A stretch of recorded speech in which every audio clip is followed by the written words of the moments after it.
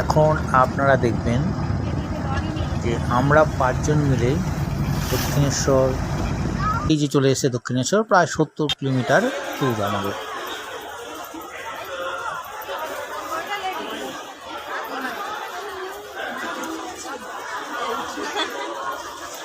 এই যে দেখছেন এই দক্ষিণেশ্বর, সব লাইন দিয়ে পুজো দিতে যাচ্ছে।